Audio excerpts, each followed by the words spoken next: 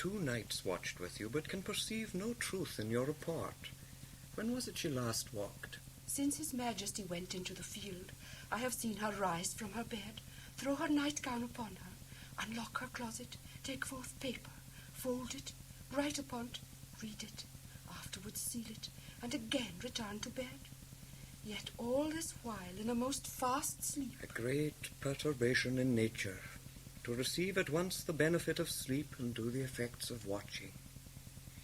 In this slumbery agitation, besides her walking and other actual performances, what at any time have you heard her say?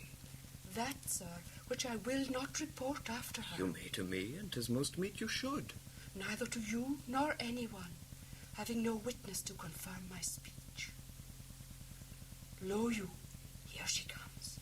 This is her very guise, and upon my life fast asleep.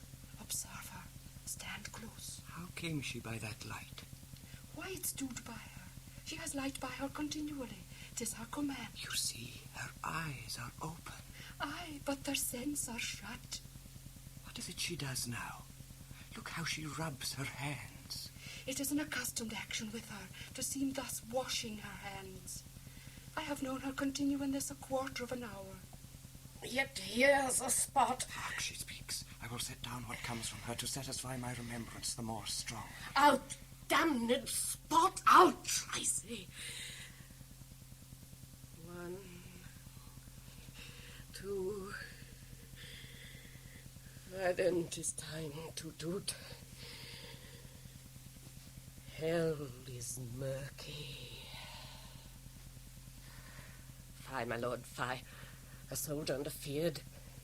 What need we fear? Who knows it when none can call our power to account? Yet who would have thought the old man to have had so much blood in him? Do you mark that? The Thane of Fife had a wife. Where is she now? What will these hands ne'er be clean? No more of that, my lord, no more of that. You mar all with the starting. Go to, you have known what you should not. She has spoke what she should not, I'm sure of that. Heaven knows what she has known. Here's the smell of the blood still. All the perfumes of Arabia will not sweeten this little hand. Oh. Oh. Oh. What a sigh is there. The heart is sorely charged. I would not have such a heart in my bosom for the dignity of the whole body. Well. Pray God it be, sir. This disease is beyond my practice. Yet I have known those who have walked in their sleep, who have died holily in their beds. Wash your hands. Put on your nightgown. Look not so pale. I tell you yet again, Banquo's buried. He cannot come out on's grave. Even so. To bed. There's knocking at the gate. Come. Give me your hand. What's done cannot be undone. To bed. Will she go now to bed? Directly. Foul whisperings are abroad. Unnatural deeds do breed unnatural troubles. Infected minds to their deaf pillows will discharge their secrets. More need she the divine than the physician. God, forgive us all. Look after her. Remove from her the means of all annoyance, and still keep eyes upon her. So, good night. My mind she has mated and amazed my sight. I think, but dare not speak. Good night, good doctor.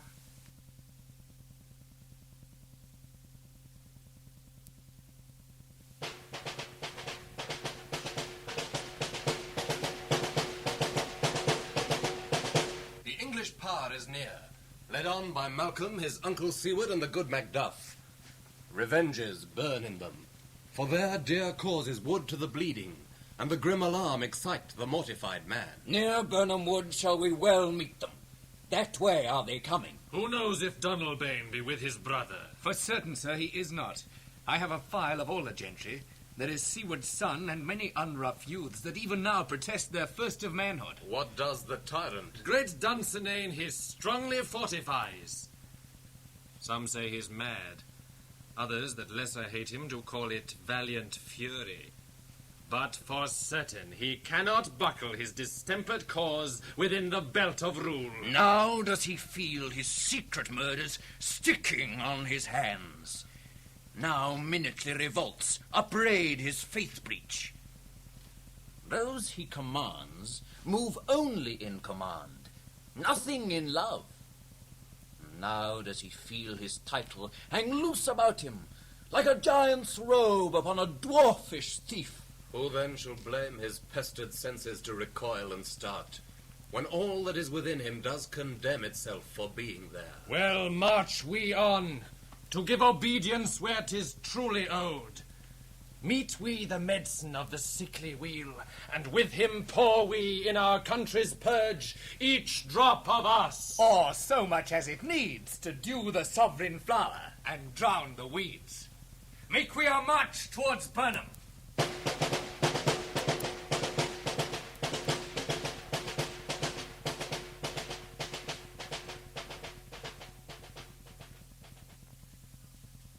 Bring me no more reports. Let them fly all. Till Burnham Wood remove to Dunsinane, I cannot taint with fear. What's the boy, Malcolm? Was he not born of woman? The spirits that know all mortal consequence have pronounced me thus.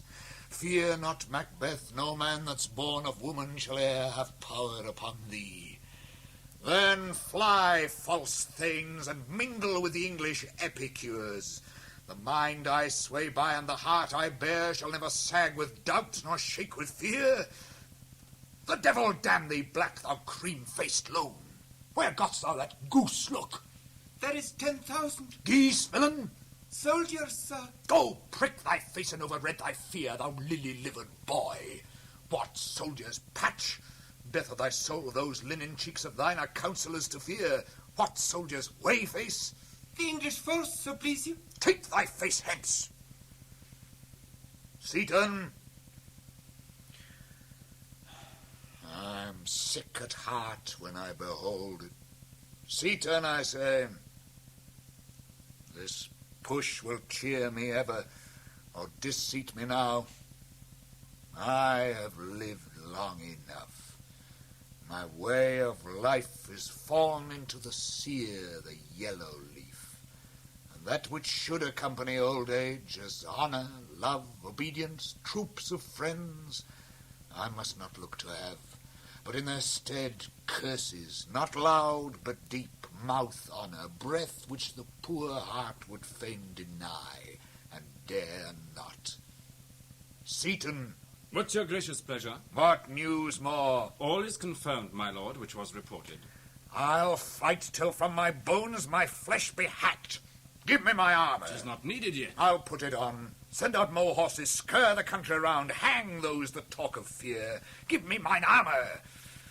How does your patient, doctor? Not so sick, my lord, as she is troubled with thick-coming fancies that keep her from her rest. Cure her of that. Canst thou not minister to a mind diseased? Pluck from the memory a rooted sorrow, raise out the written troubles of the brain, and with some sweet oblivious antidote cleanse the stuffed bosom of that perilous stuff which weighs upon the heart. Therein the patient must minister to himself. Throw physic to the dogs, I'll none of it. Come, put mine armor on. Give me my staff. Seaton, send out. Doctor, the thanes fly from me. Comes her dispatch. If thou couldst, doctor, cast the water of my land, find her disease, and purge it to a sound and pristine health, I would applaud thee to the very echo that should applaud again. Bolt off, I say. What rhubarb, senna, what purgative drug would scour these English hence? Hearest thou of them? Aye, my good lord. Your royal preparation makes us hear something. Bring it after me. I will not be afraid of death and bane till Burnham Forest come to Dunsinane. Were I from Dunsinane away and clear, profit again should hardly draw me here.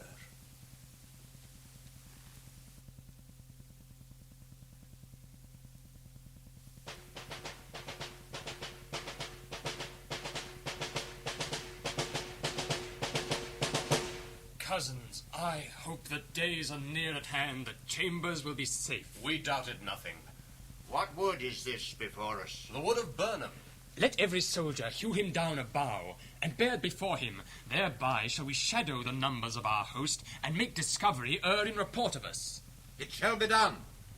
We learn no other, but the confident tyrant keeps still in Dunsinane, and will endure our setting down before it. 'Tis his main hope.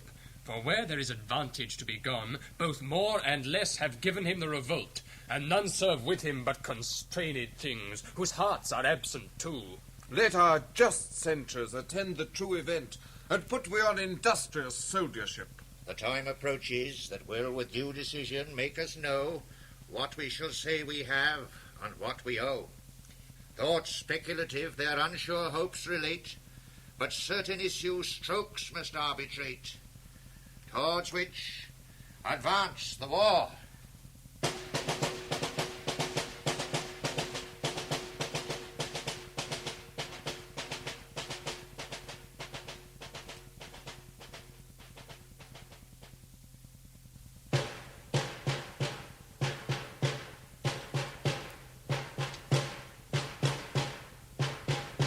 Hang out our banners on the outward walls, the cries till they come. Our castle's strength will laugh a siege to scorn. Here let them lie till famine and the ague eat them up. Were they not forced with those that should be ours, we might have met them dareful beard to beard and beat them backward home.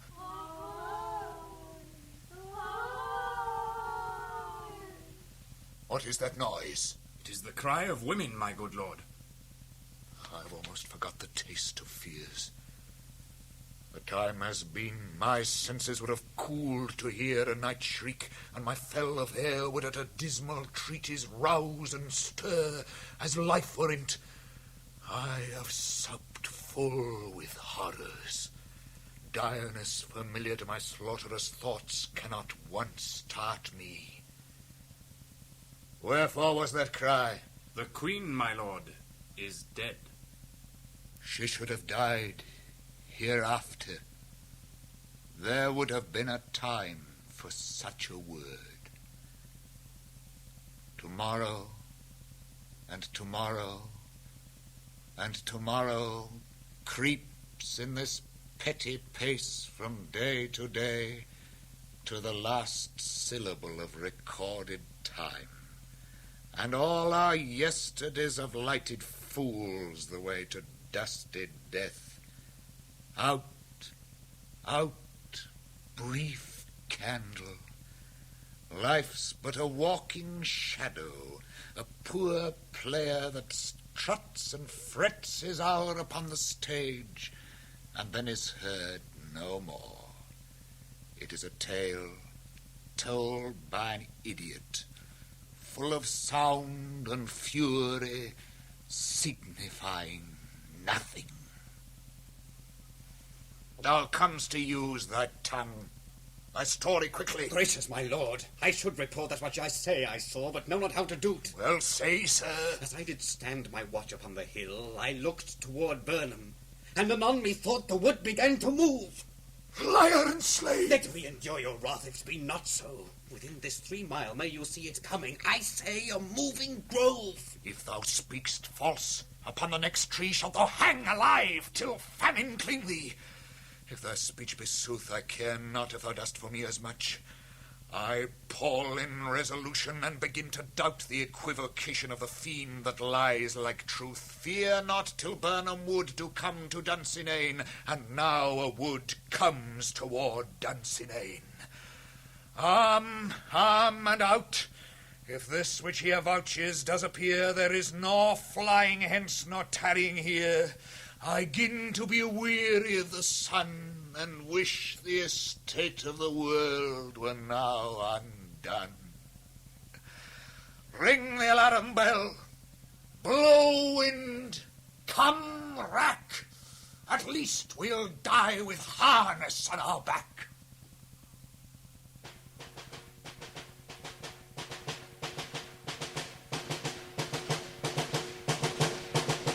Now near enough.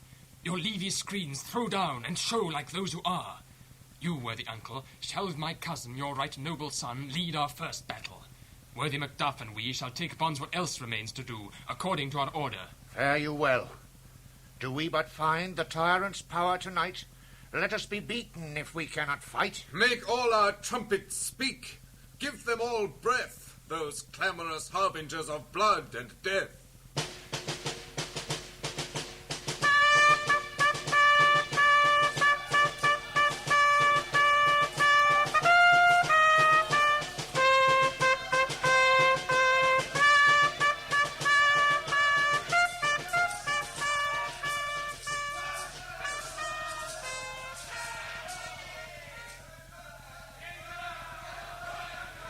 They've tied me to a stake. I cannot fly, but bear like I must fight the course. What's he that was not born of woman? Such a one am I to fear, or none. What is thy name? Thou'lt be afraid to hear it. No, though thou call'st thyself a hotter name than any is in hell. My name's Macbeth. The devil himself could not pronounce a title more hateful to mine ear. No more fearful. Thou liest, abhorred tyrant. With my sword I'll prove the lie thou speakst.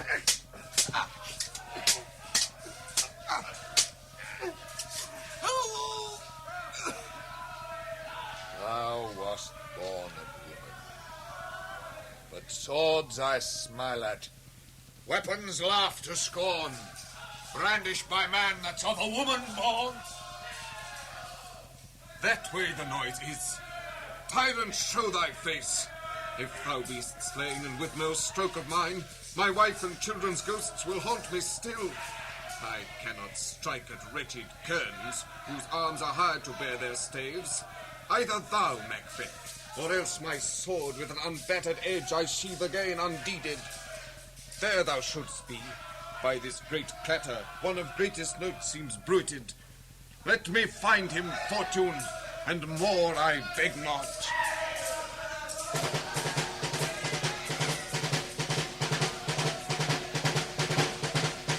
This way, my lord. The castle's gently rendered. The tyrant's people on both sides do fight. The noble thanes do bravely in the war. The day almost itself professes yours, and little is to do. We have met with foes that strike beside us. Enter, sir, the castle.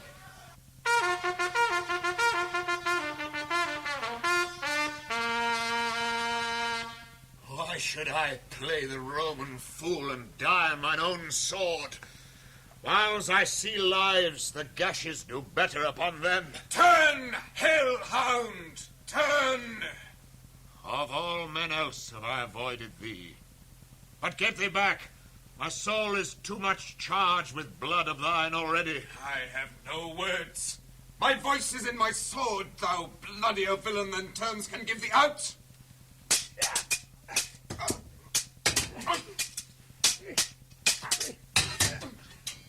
I'll lose this labour. As easy mayst thou the entrenchant air with thy keen sword impress as make me bleed. Let fall thy blade on vulnerable crests. I bear a charmed life which must not yield to one of woman born. Despair thy charm, and let the angel whom thou still hast served tell thee, Macduff was from his mother's womb untimely ripped. Accursed be that tongue that tells me so, for it hath cowed my better part of man. And be these juggling fiends no more believed that palter with us in a double sense, that keep the word of promise to our ear and break it to our hope?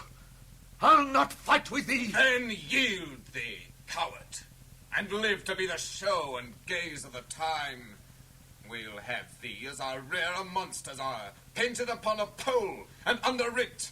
Here may you see the tyrant. I will not yield.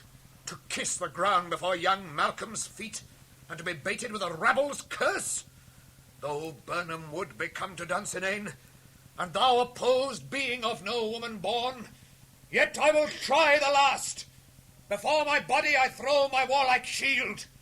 Ray on, Macduff, and damned be him that first cries, hold enough!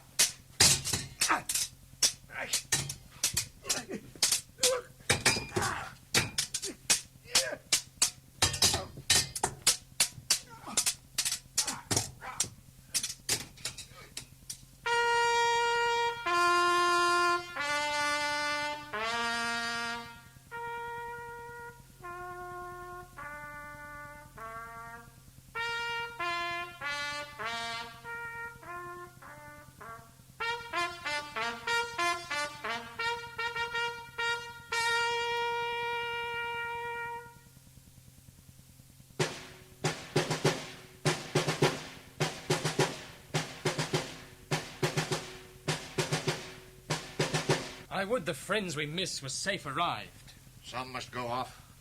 And yet, by these I see, so great a day as this is cheaply bought. Macduff is missing, and your noble son. Your son, my lord, has paid a soldier's debt. He only lived but till he was a man, the which no sooner had his prowess confirmed in the unshrinking station where he fought, but like a man he died. Then he is dead? Aye, and brought off the field. Your cause of sorrow must not be measured by his worth, for then it hath no end. Had he his hurts before? Aye, on the front. Why then, God's soldier be he. Had I as many sons as I have hairs, I would not wish them to a fairer death. And so, his Nell is nold. He's worth more sorrow, and that I'll spend for him. He's worth no more. They say he parted well and paid his score, and so God be with him. Here comes newer comfort. Hail, King, for so thou art. Behold where stands the usurper's cursed head. The time is free. I see thee compassed with thy kingdom's pearl, that speak my salutation in their minds, whose voices I desire aloud with mine. Hail, King of Scotland! Hail, King of Scotland!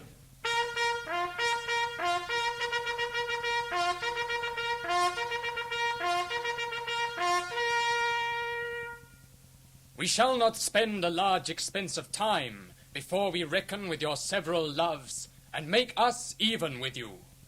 My thanes and kinsmen, henceforth be earls, the first that ever Scotland in such an honour named. What's more to do, which would be planted newly with the time, as calling home our exiled friends abroad that fled the snares of watchful tyranny, producing forth the cruel ministers of this dead butcher and his fiend-like queen, who, as 'tis thought, by self and violent hands took off her life. This and what needful else that calls upon us, by the grace of grace, we will perform in measure, time, and place. So thanks to all at once, and to each one, whom we invite to see us crowned at Scone.